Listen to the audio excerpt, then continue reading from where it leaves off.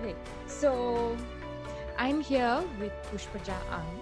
I call her Pushpaja Akka or Mataji. She's my Mataji. Thank you so much for letting me do this. This is the first time I'm interviewing anyone. Let me tell you something about Akka. She's the founder of the Yogic Science Studio, which is in Kuala Lumpur, Malaysia. And I've known her for about 4 or 5 years. She was born with the lengths of her legs being different, which led to scoliosis. But what I want to say is that by doing yoga and by practicing yoga, in about 6 months, she got rid of the scoliosis, just like that. And before I can go on and on about about her journey, I would rather have her talk about this and tell us a little more about her journey and what she went through, and then we can take it from there. Welcome. Namaskaram. Thank you. Namaskaram, Tanvi. It's been lovely to be able to spend in time with you, and this is also my first time being interviewed this way. So it's really, really an honor. So it all started with this just a casual day with a few friends at home in our house, in my house, and we were really high on marijuana. And suddenly a friend said, "Hey, I've been listening to this beard man, this white bearded man. He has some kind of witty and wisdom, something about it. Do you guys like to see?" And we say, "Yeah, why not? You know, we are so high. We don't know anything. We don't know anything. We will not say no to anything at that time." We say, naturally, we say yes, please. That's how I started watching this guy while I was smoking high. And by this guy you mean Sadhguru.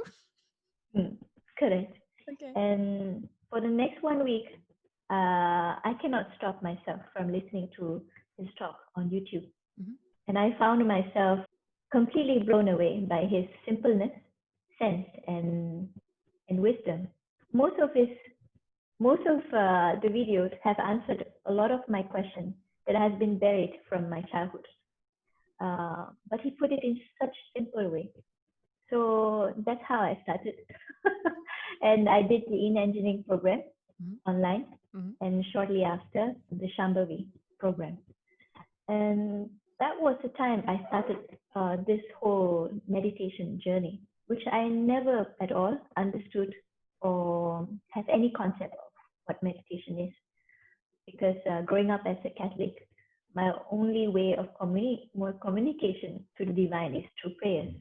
That is the only way or method that I knew. So this meditation is something very new, and I thought, okay, let's just try it. There's no harm. Let me see what it is all about. And surprisingly, 3 months later, I went to a scuba dive trip, and I saw a change in my meter. For a diver, a full tank, a full PSI will be 200 PSI. I use almost always half, always, regardless, it's always half. I left another 100. But that time, I left 140 to 160. I use only that much, which I was surprised. And I was trying to figure out, what is it that I've changed? Is it my diet, or is it this? I said, no, actually everything is the same. Oh, except the meditation. Right. Then it clicked that, oh yes, of course. When you meditate, your breath naturally is slower. Your breath is slower, and the intake of oxygen naturally goes down. Mm-hmm. So ever since I started to pay attention, just paying attention on my breath. Either I'm driving or I'm doing something, I'm just started to pay attention. And that's where it really bring me to a place within myself that is really deep. Mm-hmm. At that time, I cannot go out with my friends at all to just simply talk, which I could at that time. I simply go out and just chit chat. I cannot do that anymore. I So found myself is it because you silent. became more still and silent, as Mm, you said? mm. Hmm. Yes, that's the right word actually, still. Hmm. I became very still. But without me knowing at that time that I became still, I just found that I become quiet, Right. some sort of an antisocial in that, in that manner. Right. In the eyes of my friends, I became antisocial. But Right. within myself, I feel there's a certain contentment that I don't have to go out to do something extra. Hmm. So that's the time this incident has really impacted me. And at that time, I was working for the corporate work as a business admin. Hmm. And that same year, I saw the teacher training for Hatha Yoga. Right. Immediately, it caught my attention. And I said, I really want to do it. I don't know what is it to be a teacher. Not interested at all to be a teacher, but I am truly interested of the science of transforming just life. So I told myself, okay, I'm going to make preparation for that, just to go for this training. And I did. I found myself there. It was my first time, which is to India. To Right. India. It is still a very different environment when you get to India. It's a Right. completely different thing.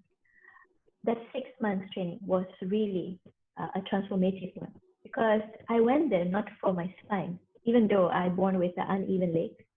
But it is so incredible that when I came back, I realized that my spine was really It's not curved um, anymore. it's no more curved anymore. It's almost rectified to the point where my height has changed. I was a little taller, like an inch taller. It's really incredible, and I sleep better. I never knew that it impacted my sleep with Hmm. scoliosis, which actually much later I understood.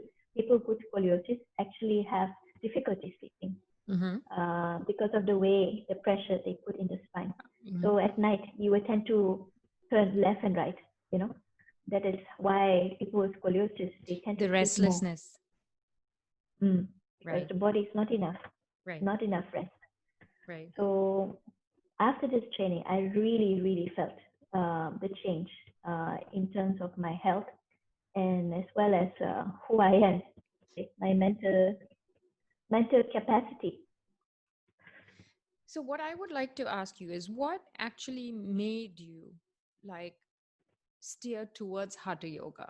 I mean, there are so many other kinds of yoga. Did you actually have it in mind, or how did it come about? Uh, Actually, I don't know anything about yoga.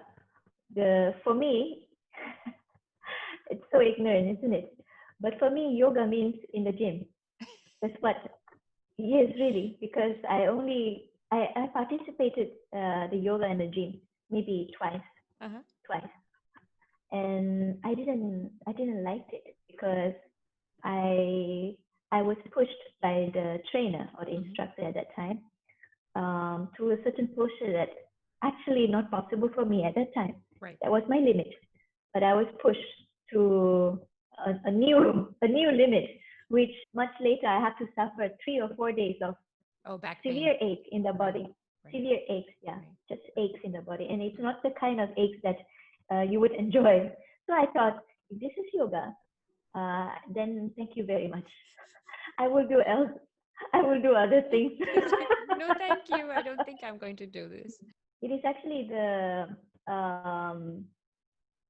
Isha program which has Mhm. led me into to gain this new understanding about Right. yoga, because Right. I believe what I understand at that time was not a full complete picture. So Hmm. I told myself, let me have a better understanding this time with Right. with the program and Sadhguru. What has been your biggest struggle and milestone during this practice?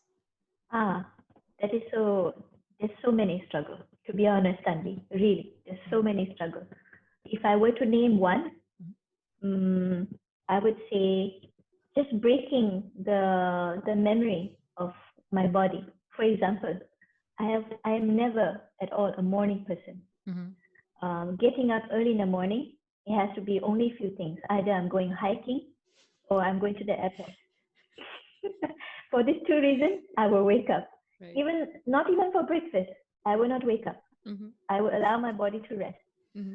So to get up in the morning for the training or whatever that I've been doing, it's an absolute struggle.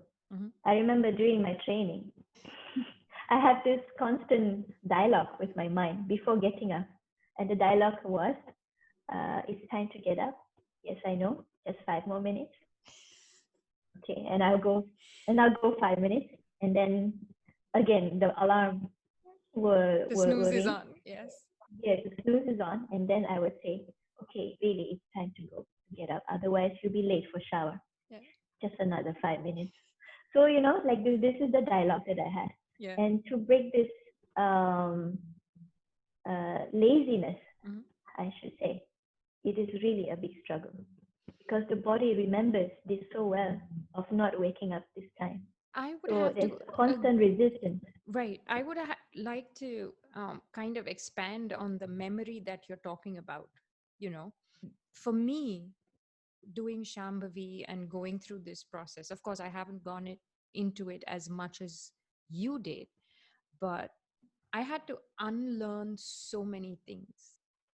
It was Mm. like going through birth again and relearning a different process and living differently. And about, waking up in the morning, I was nocturnal. Like I would I would sleep at 3 a.m., wake up at 6 a.m. with only Mm. 3 hours of Mm. sleep. Maybe on the days when I had a recording or a session, I would wake up at about 8:39. It was so difficult. And now it's like I just have to tell myself, you have to wake up at 3:45. You have to wake up at 3:45. So it's like a mantra before going to bed. And I Mm. don't need an alarm. That's that's Mm. the that's the amazing part I found about this. Like, and again, I'd like to say that the stillness that you're talking about, peace that you're talking about, I totally understand what you're saying. Sometimes now I've like a lot of my friends and people that I know, they're like, you've become very quiet. Why are you so Mm. quiet?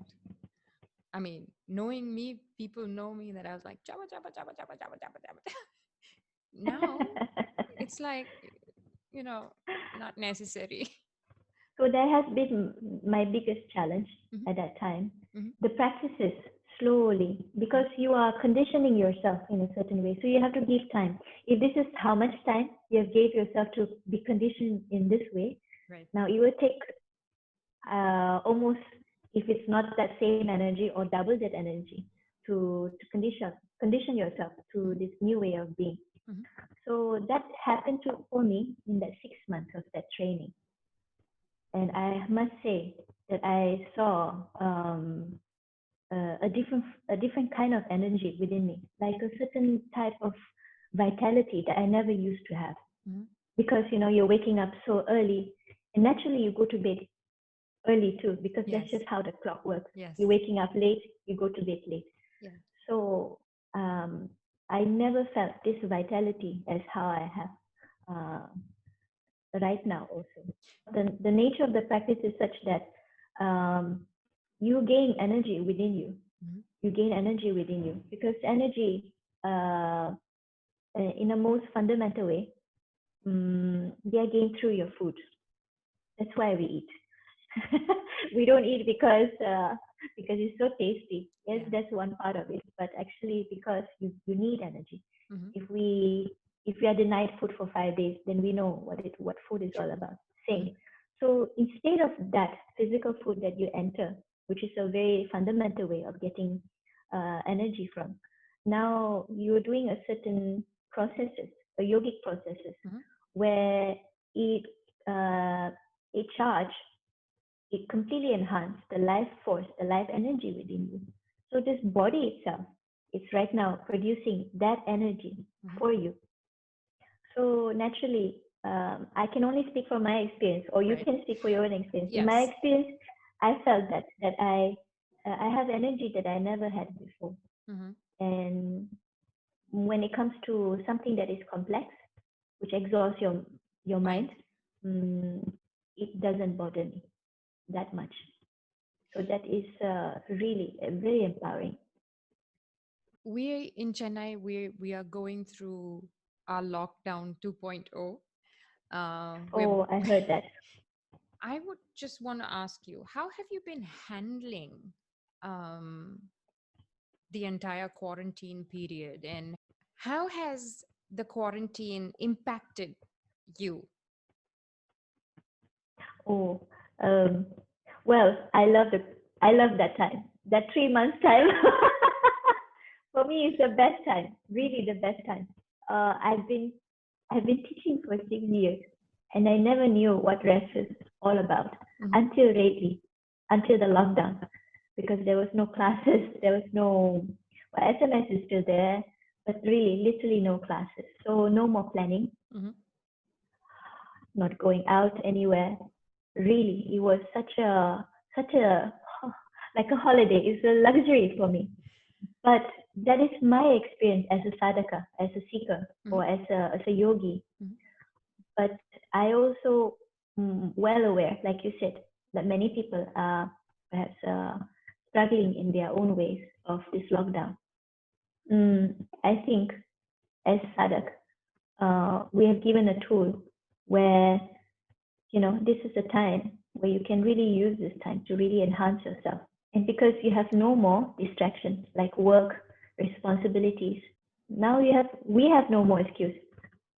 I have no more excuse to say, I'm busy because of that. I have no time because no, I have all the time. Right. Now, what is it that I want to do? For sadhaka, this is a good time to use it for our own practices, our sadhanas. But those people who have no sadhanas, I think it's only reasonable that they feel struggle. And perhaps this is also a good time that they feel that if this is how reality is, not just for the next 3 months, but for a long, long time, they should feel that what should I do with myself? It seems I'm not so comfortable in my own company, in myself. Right. I think this should be the realization. And this can bring really good realization to a person.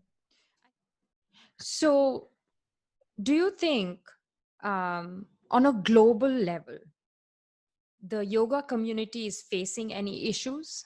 I am probably not the best person to ask because I'm not really, you can say, updated with what is happening in the yoga community in terms of the issue that they face. But what I do know in the yoga community is that it is expanding in a tremendous way, especially I think right after UN has announced the International Day of Yoga, which is actually today. Yes. So I think because of this recognition, people took up yoga in a huge way. People started to acknowledge the benefits and also the impact that yoga can do, yoga and meditation that can do. So that is really good. But at the same time, because there's so much of publicity on this, people also doesn't know what kind of yoga people should start with. I think that is very important. It is the same, I think, with everything. Suppose you want to learn bread making, okay? Because I bake bread, so I can say something on that.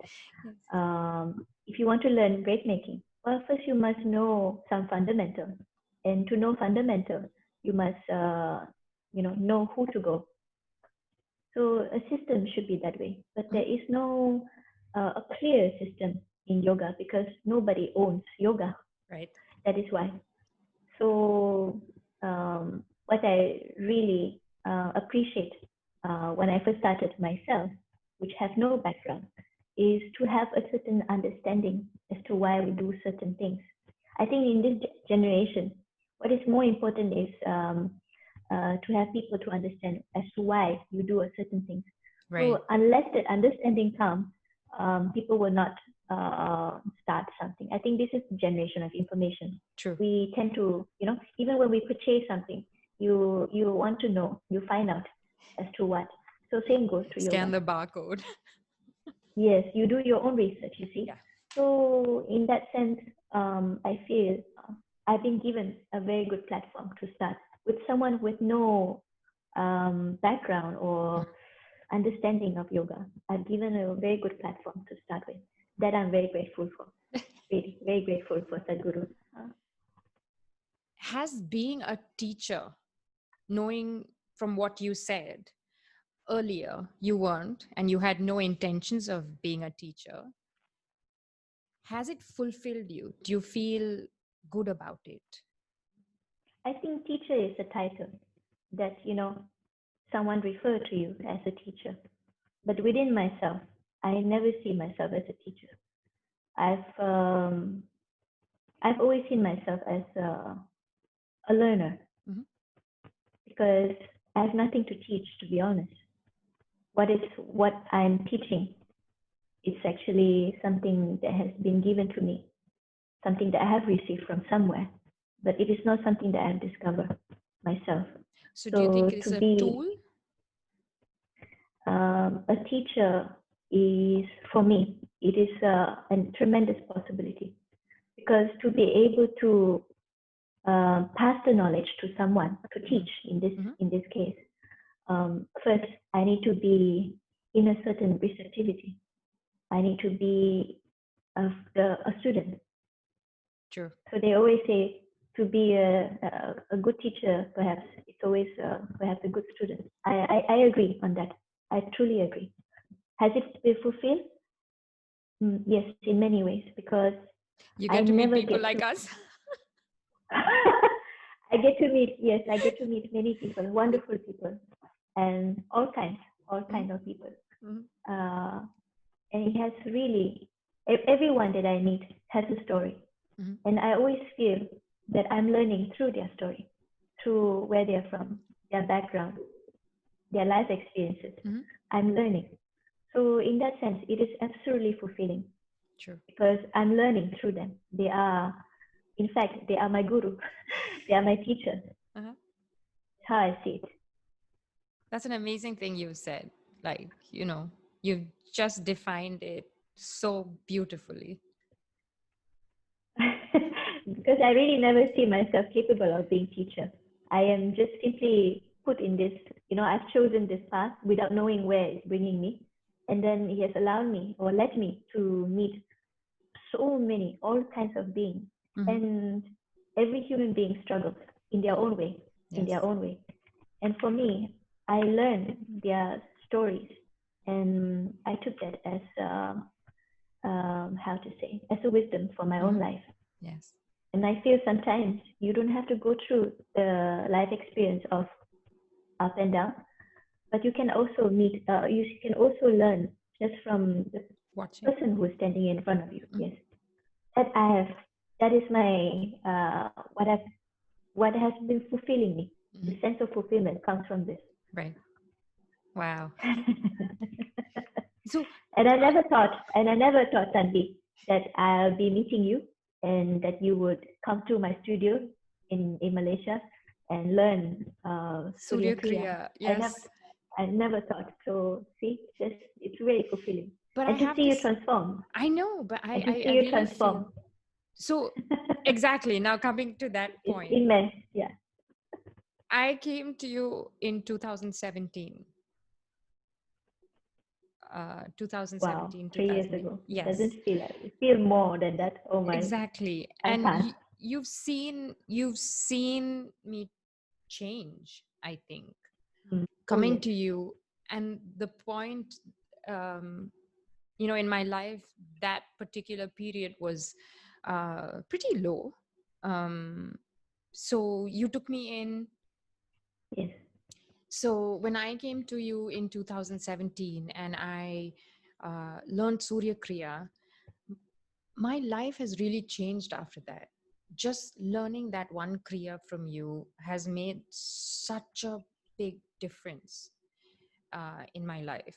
And as you said, I think you would be the best person to see the transformation. My panic attacks, I used to have, I used to have like palpitations, anxiety, And my panic attacks was so bad that I used to sway to the left. I think the panic attacks were happening because I wasn't in control. I didn't know what was happening to me. The ground was completely giving way, and I needed something to like ground me. And I think Surya Kriya Mm-hmm. grounded me. So Amazing.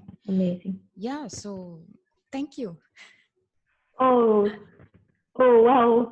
I have to thank you for being open and to learn this.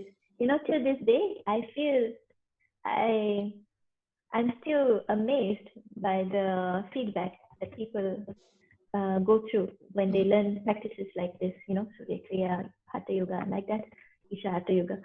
I'm still amazed to this day because what happened to me is one way, but what happened to other people, Yes. it's really incredible. Yes. It And is. really, I really think that this is completely, and especially now, when now that since we're talking about anxiety, panic attacks, and mental health, this really helps. Again, I'm only talking out of personal experience. I'm only talking about what I have been through. So mm, the panic attacks, when they happen, trust me, they're bad. I mm, used to get a panic attack at least 4 times a week or so. my, that's Um, quite frequent. Mm, yes. And now it's almost gone.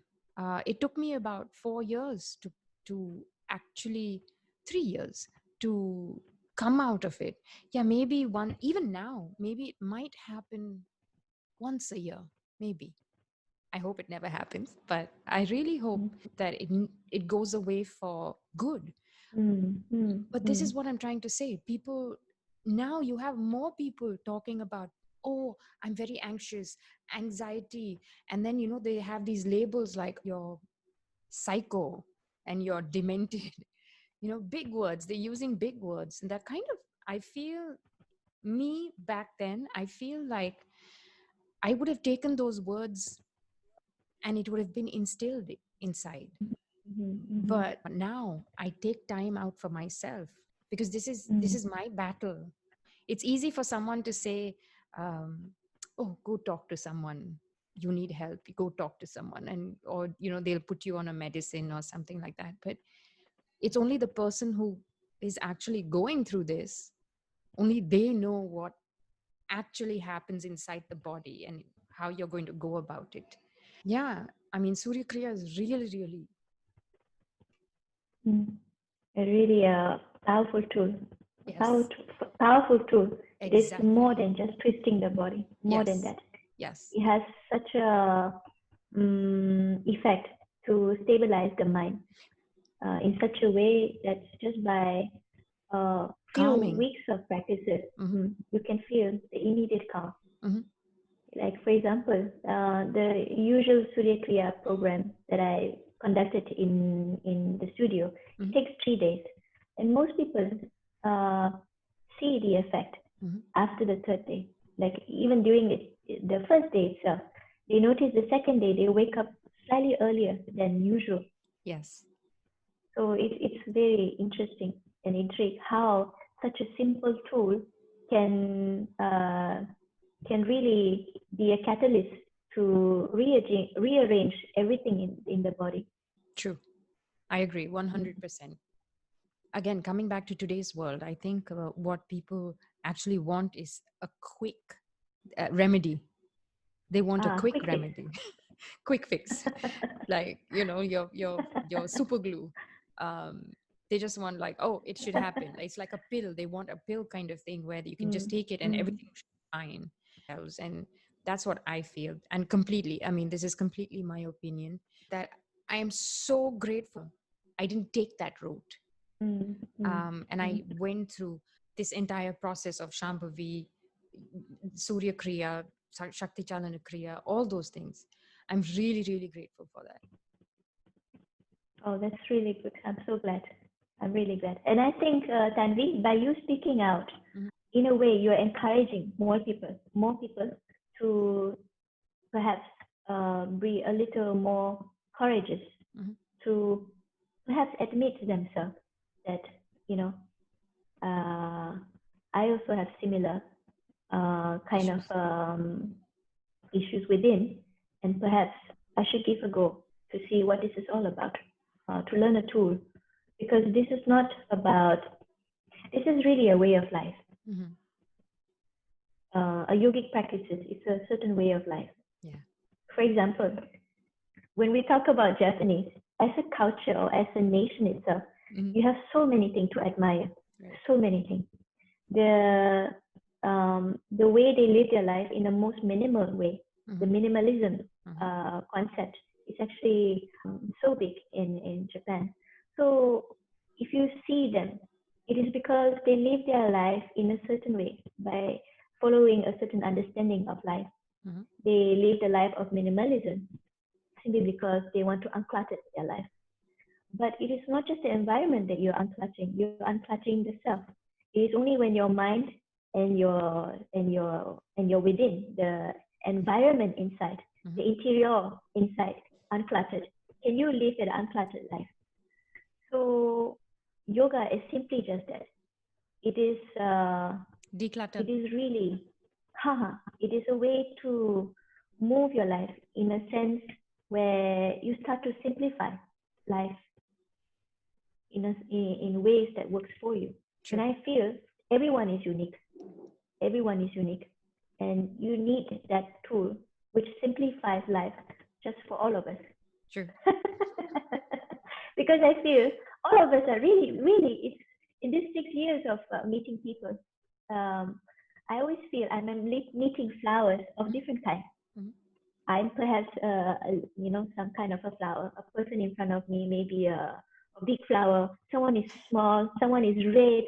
They are just so unique. But you cannot say everyone it's like this. Yes.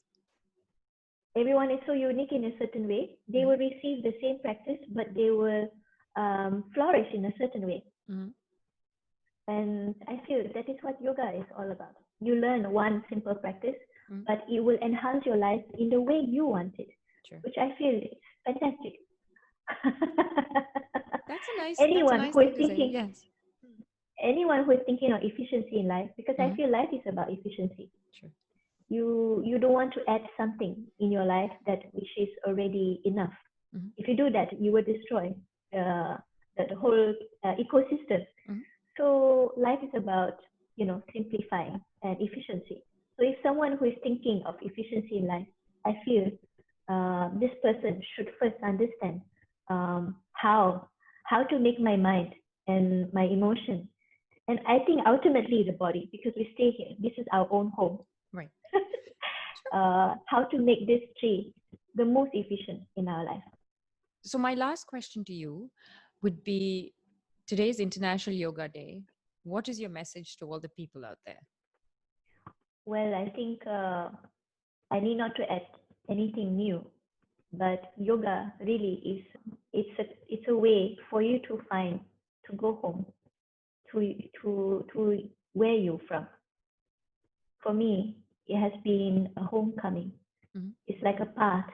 I grew up feeling like I am going far away from home. Discovering yoga in my life, it's like I found my way home, and I found my simple joy of just being who I am, and a sense of acceptance of who I am, my own limitation, as well as my capacity, my capabilities, and my shortcomings. That much of ease I found when I got home. Mm-hmm. So for me, I feel everyone deserves to go home, to just be home again, and perhaps it will be good if everyone give themselves a chance to explore this path and these possibilities. We never know what could happen. Yeah, you never know what could happen. So thank you so much, PUSHPAJA, to be, part of this and letting me interview you. And just to let the viewers know, we're going to have a part 2 coming up soon. We really hope you enjoy this. And yeah, see you soon.